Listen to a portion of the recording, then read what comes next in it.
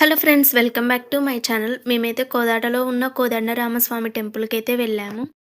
గుడి బయటదైతే నేను day time తీశాను వీడియో. మేము యాక్చువల్లీ నైట్ టైమ్ వెళ్ళాము టెంపుల్‌కైతే. టెంపుల్ బయట సుబ్రహ్మణ్య స్వామి విగ్రహం అయితే కనిపిస్తుంది.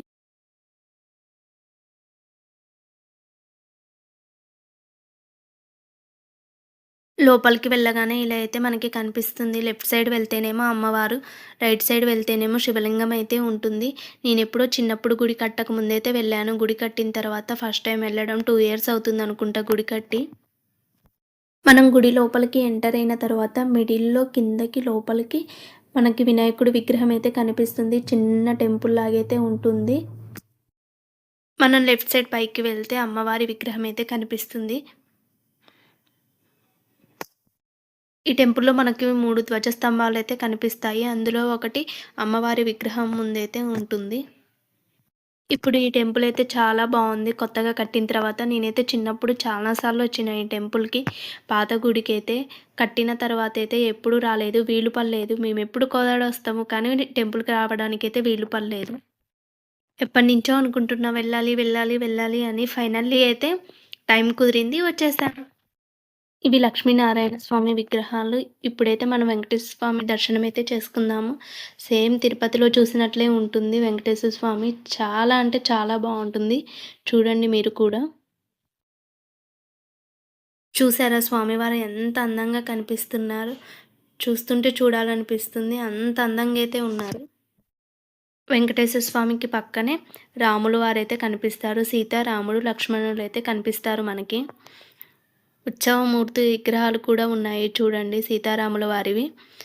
టెంపుల్ పేరే కోదండరామస్వామి. రాముల వారి తర్వాత శ్రీకృష్ణుని అయితే దర్శించుకున్నాను. ఈ అవతారాలన్నీ ఒక్క దేవుడియే కదండీ! విష్ణుమూర్తి. వెంకటేశ్వర స్వామి అయినా, రాముడైనా, శ్రీకృష్ణుడైనా అవతారాలన్నీ తనయే. కాకపోతే ఒక్కొక్క యుగంలో ఒక అవతారము. ఇవేమో శంకరాచార్యుల గారి విగ్రహాలు. ఈ టెంపుల్‌లో 4 వైపులు కూడా మనకి దేవుళ్ళైతే కనిపిస్తారు. ఒకవైపు లక్ష్మీనారాయణులు, అమ్మవారు, వెంకటేశ్వర స్వామి, రాముల వారు, శ్రీకృష్ణుడు, శంకరాచార్యులు ఇవన్నీ కనిపిస్తారు. మనకి ఆంజనేయ స్వామి టెంపుల్ కూడా కనిపిస్తుంది చూడండి. దీనికి ఎదురంగానే ధ్వజస్తంభం అయితే ఉంటుంది. రాముల వారికి ఎదురంగానే ఆంజనేయ స్వామిదైతే కనిపిస్తుంది. ఈ టెంపుల్‌లో శివలింగం కూడా ఉంది. నేను వెళ్ళిన రోజు నందీశ్వరునికైతే అభిషేకం జరుగుతుంది. నేనైతే ఫస్ట్ టైమ్ అండి నందీశ్వరుని అభిషేకం అయితే చూడడము. నాకైతే చాలా బాగా అనిపించింది. పంచామృతాలతో అభిషేకాన్నయితే చాలా ఘనంగా అయితే చేశారు. చాలామంది భక్తులైతే పాల్గొన్నారు.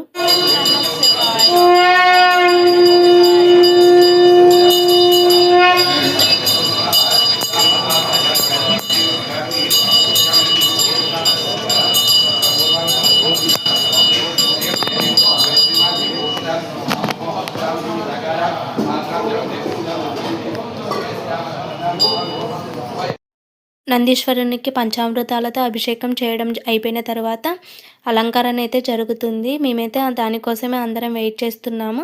అలంకరించిన తర్వాత మళ్ళీ పూజా కార్యక్రమం అయితే కొనసాగుతుంది. నందీశ్వరుని అలంకరణ అయితే అయిపోయింది. నేనైతే ఫస్ట్ టైం చూడడము.